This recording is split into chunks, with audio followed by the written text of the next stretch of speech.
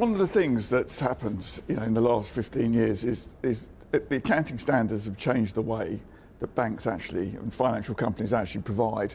In the old days, the auditors would come in, have a chat with the chief exec and sort of say, well, things are a bit tough, should we just sort of provide something? And that used to work quite well until it didn't work. And then the accounting company standards came along and said, right, we'll bring in IFRS 9, which again says the more you lend, the more you have to provide as a mechanical sort of calculation. So at the moment, because banks have been lending a lot more money, actually the bad debt provision is going up. So it's very easy to jump on that and say, oh my God, the world's ending, things are getting really tough. But looking behind the numbers is quite tricky actually. And, you go back last week and GDP, the 7 wonders of the world, and the 8th wonder of the world is how GDP is calculated.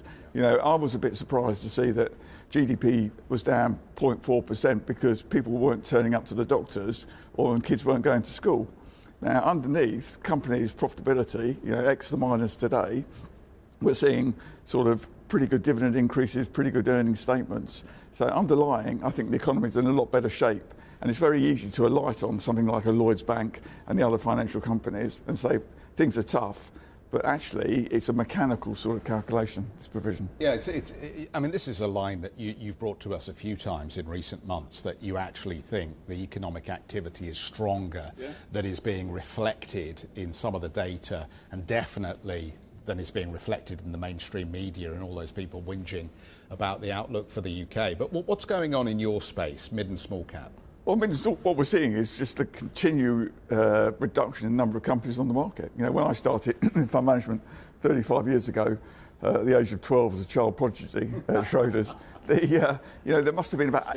It does, yeah. There must have been over 800 companies in the FT All-Share, and now there's 390. And so that's excluding investment trusts. So you're continually seeing more and more companies being acquired. And management teams are saying, actually, I quite like this sort of private equity world where no one phones me up and shouts at me, and I don't get told off. And so you're seeing a reluctance of companies to come to the market. And it is quite interesting, the sort of de-equitisation that has been going on. And the most popular regulatory news statements every day is the number of shares being bought back. I mean, Lloyds Bank today, I was looking through their numbers before I came on air, they're buying back another 2 billion. And you look at Lloyds Bank, the market cap of Lloyds Bank is circa 35 billion. In the last 7 years, it's paid out 22 billion in PPI claims. Well, they're not going to exist anymore.